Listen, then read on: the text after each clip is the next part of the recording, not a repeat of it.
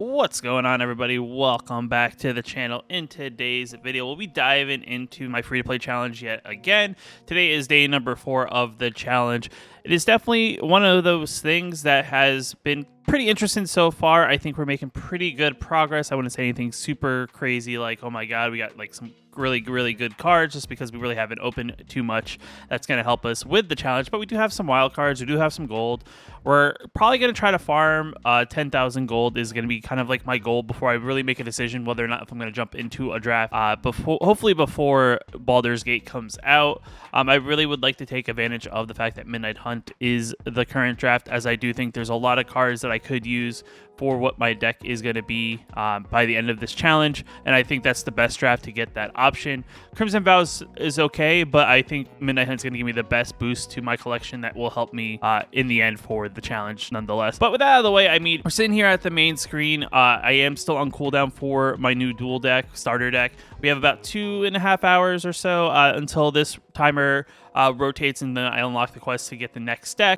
It is definitely one of those things that I think I'm starting to get to that point where I think I have 1 or 2 more of these after this one, and then I think I unlock all of them, which is definitely good there. And I think as well, when you unlock the last one, I don't know if you get a boost to also some currency. I can't remember. It's definitely been some time since I've done that, or since they give you that in the color challenge, now you just get the dual decks. But these decks will definitely be good nonetheless, just because they'll give me a boost to some rare lands and stuff that some competitive decks do play. Even if it's just one copy, it's still always a beneficial there. And then once I unlock these, I can then go ahead and probably open the packs that correspond to these decks, so I'm not opening cards before I receive them. Down below here, we do have our daily quest. We do have our daily wins quest for a boost of gold, which I've come to the realization that you really only get probably at most like 700 gold. I really haven't done the math, but you really don't get a lot after the first like 5 or so daily wins.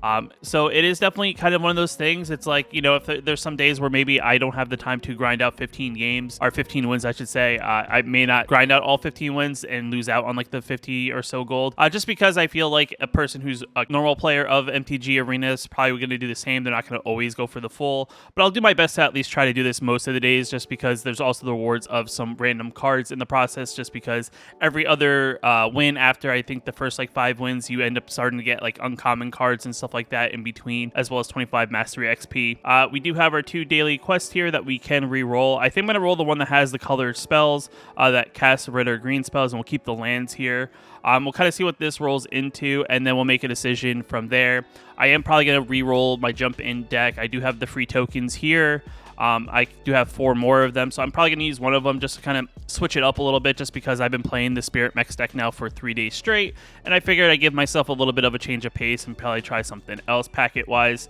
So I am going to roll this, see what it lands on. If it's, you know, somewhere around the same, I'll probably I'll try my best to draft these colors. If it's not, then we'll probably try our best to draft, you know, try our best to probably complete the play 25 lands quest. But first, before we do that, let's dive into the store real quick. I actually am doing this right around the time of the daily reset, so I actually have no idea what's in the store for the daily deals. It doesn't look like anything in particular is that great that's going to help us. These are all cosmetic. Cosmetics are not going to help us build a competitive deck. They're just going to make our deck look pretty in the end. Other than that, there's nothing else in the shop that I will buy, just because, you know, I'm not committing to buying any packs, and everything else is cosmetic, so it's unnecessary for the challenge. Recap on cards: we still have our 7 Streets of New Capenna packs. We also have all our standard legal sets now. I did yesterday's video. I did open the non-standard legal sets just to kind of give myself a little boost to my collection and wildcard a wheel. As you see here, we're on the point of we're actually gonna unlock a mythic wild card, and we're 1 pack away from opening and getting an uncommon wild card. Other than that, we still have our 1 mastery orb. I am probably going to take this 1 orb, and I'm going to put it in the Maestros. So we're going to put it in the red, black, blue tree here, just because that is what you guys voted on. And I'm going to actually make my default sleeves in MTG Arena to be the Maestros family. And if we get to level 15 on the Mastery Pass before it resets, we'll also get Lord Xander as our avatar. So when we play games, we'll play as Lord Xander. So we're going to take our first one. We're going to put it here. Hopefully we get 1 more and we get Lord Xander. But right now we're going to be rolling with our basic Johnny. Let me go into my profile here. We're going to make the change on the sleeves. We'll go to sleeves, and we'll also do the Maestro's sleeve. So we will pick our sleeves. I'm going to go with the one that looks a little fancier than the basic white ones. I think this one's cool. You know, there's a little bit more detail, I think, and I think it's kind of cool that we have a little bit more color. So we're going to set that as default. We still are going to keep our Johnny avatar for the time being. If we do unlock the Maestro's avatar, we'll switch that out. But for that being, we're going to dive into rolling our daily quest. Let's roll our daily quest. Hopefully we get lucky and we get a 750 gold quest. That'll be great, because with that plus the daily goals, that will net us like almost 1,500 gold in a single day, which will be very good. We got lucky.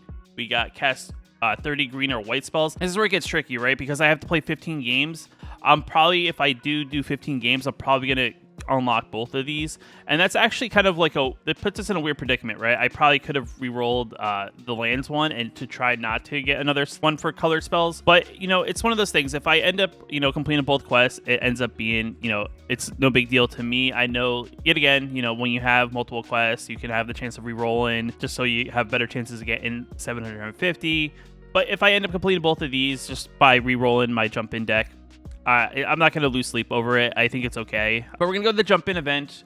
We are going to go resign, just because I think, you know, that did its course. We already had the reward, so it's not like we really need it. Also, it shows our stats. You know, in our one jump-in event, we played 38 games, or we had 38 wins, which is definitely pretty cool. I didn't even realize that it counted your wins after the fact, so definitely pretty awesome. But let's redeem our one jump-in token. It's not going to cost us anything. Sagas is good. Wolfpack is also good, just because, you know, it's got some stuff that is pretty decent, especially for like werewolves. That Ascendant Pack Leader is definitely a pretty good card for werewolves. Sagas is also very good if we decide to go Selesnya Enchantments in the future. And we already were mech, so I'll probably just not do that one. But I think I'm going to take the Saga package just because it is both colors we need for the daily quest for this 150 gold. So we're going to confirm that pick. And then I think we'll also do Brokers. I feel like this is going to be like a Bant deck is a pretty cool idea. Powered up is Zendikar. This is also Kaldheim. So I think Sagas and Brokers is definitely pretty awesome, though granted we're not that family in Streets of New Capenna. But let's pick both of those. Let's open our deck. Let's take a quick look at it and kind of see what we got going on here. What are our rares? So Suzuki Live in Lore is our one rare. We have Naturalist is pretty sweet. Where is our other rare is the real question. And, oh, Broker's Ascendancy. I've actually seen this card to be really strong in a limited event, especially there's not a lot of removal at the extent of like you may see in like even a draft. So it's definitely like when you get this out and you get some creatures and they start getting counters, it's really hard unless your opponent has some sort of way to like nullify those creatures from attacking to really deal with something like this. So definitely a pretty decent pull together. I don't think there's any other rares in here. Let me just double check. I think it's really you just get the two. But both great cards. Both cards from newer sets. We have Sergi's Shelter, which is interesting. You know, we got one Zendikar Rising, but I feel like for the most part, most of the cards are rotation proof for the most part. Oh, there's another Kaldheim card, but still not a big deal. Yeah, so I mean, overall, still pretty decent. Definitely a pretty cool deck to check out. I am probably going to do the same thing. I'll probably record a bunch of my games. I'll probably just cut out to the point where I have victory. And then we'll kind of like wrap back into this and kind of talk about what the next plans are based on how much gold we have and go from there.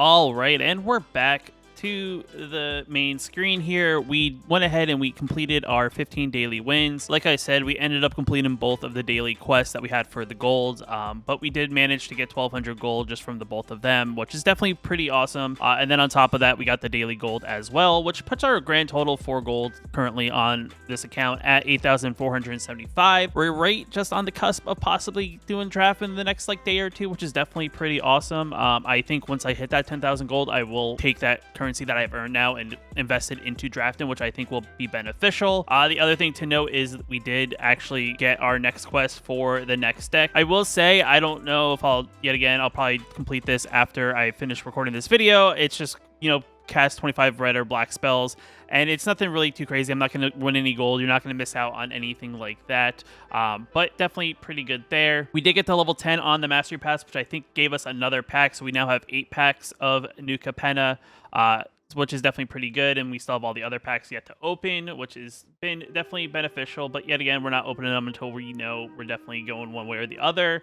Looking at my collection, actually, the one thing that I kind of forgot happens with the daily wins is that you actually do get cards from the daily wins. It's definitely kind of interesting. I can definitely see that I have some additional copies of certain cards I didn't even realize I had copies of. Like, for example, I have Luminarch Aspirants. I don't even know where I got those, but I have 2 copies of that. Outside of that, I mean, nothing super crazy is really happening overall. I mean, I can filter this real quick because we are going to look at standard cards and just kind of really understand where we're at with standard. A lot of Streets of New Capenna, a lot of Crimson Vow and Innistrad Midnight Hunt, just because those are the 2 jump in decks that I have unlocked. But, you know, the collection's coming together. We do have, you know, just a couple random cards. I mean, nothing of, you know, major importance that's going to really help me really get a deck going right now. But yet again, still pretty sweet. Overall, you know, I'm pretty happy with the progress we've made so far in the challenge. I didn't think you could get like this much gold this quickly, but then I guess I'm mistaken. You know, from here, it's gonna be one of those things. You know, we're gonna grind to 10,000 gold. We're gonna do some draft, and then from there, it's probably gonna be more of the same: grind gold, do draft, and then hopefully once we maybe do the second batch of drafting, we'll be clear of what kind of wild cards and stuff like that we have. Yet again, it's possible that I may never have to actually go back to playing jump-in events to actually progress my daily wins if I'm very successful with drafting, just because the daily wins there also count. Another thing to note, once I start doing the quick drafts, I will actually then go and unlock, you know, my tier ranked stuff, because you do get ranked for playing limited in quick and or premier drafts, so I'll start ranking that up, which is definitely beneficial. And I feel like because I'm in the early ranks, I am in theory a new player in the eyes of MTG Arena, just because the account's only so many days old. You know, I'm in bronze rank, so probably the first, you know, few drafts may be actually pretty easy in that regard, just because unless someone else is also playing on a low bronze account that is experienced with MTG Arena, a lot of the players may be a little bit more inexperienced when it comes to drafting and things like that, so it make it a little bit easier. Other thing to note too, that the jump-in deck that I did go ahead and go and make my Sagas brokers is actually been pretty good. The one big thing that I feel like a lot of people just kind of scoop once they see it is the Broker's Ascendancy. This card in general, there's not really many like options to remove it. So once it's on the battlefield and I have some creatures on the board, it's literally a finisher just by itself, just because I don't have to attack, and I can just let my creatures grow, and then your opponent's deterred from attacking if they can't kill the creatures immediately. So this card has been really big for us. But overall, the deck has been pretty cool. It is kind of awkward because there's some things that, like, you know, ask for enchantment creatures. We don't have a ton of them, only in what we got in the sagas. But yet again, still pretty cool deck. I'll probably carry this for the next few days. You know, it'll help me kind of, you know, grind myself the next couple gold. I think today's total time it took me to do the 15 wins in jump in was probably a little over 2 hours, which is a big improvement from the last deck that I played beforehand. I don't know if it's just because we're playing something a little bit more aggressive, and that's been helping us, or it's just because people have been scooping literally once I played a Broker's Ascendancy, and they're like, well, game's kind of over from here. But yet again, guys, I mean, let me know what you guys think so far. I think this is episode 4. I should probably know that, but yet again, since I'm recording them a couple days in advance, it gets definitely very cloudy already, even though it's still very early. I'm going to try my best to keep these daily videos going. Maybe if there's something that I want to talk about in a daily video, I'll try to incorporate that, so it's not just, you know, here I am today, let's grind some gold, play some games, and then wrap it up. So I'll probably start incorporating some stuff that maybe that comes up, you know, maybe I see, maybe once we kind of get a little bit more information on Baldur's Gate and exactly maybe what the Mastery Pass, we'll kind of look at that. We'll kind of dive into that. I'll probably, you know, in the videos that I start doing draft, I may show off the first draft, but I may not show off additional drafts. If there are additional drafts, I may show off the fact that, you know, what I pick in the first initial draft, and I may show, you know, okay, here's my rewards at the end kind of thing. But let me know what you guys want to see when it comes to drafting. I don't want to make the video super long, that, you know, this is kind of just I'm doing a challenge. Here's kind of like my journal of my challenge today. I'm not trying to make you guys watch an hour plus video of me just grinding out games and things like that. So hit the like button if you like the video. If you guys have any feedback or suggestions, like I said, leave them down in the comments below. And if you're new here, you want to post new videos on the channel like this video, hit that subscribe button, and I'll see you in the next video. Just want to give a special shout out to the channel members here on my YouTube channel. You can also become a channel member yourself down below the video. Hit and that join button. It definitely helps out a lot, and I just appreciate you guys for your support.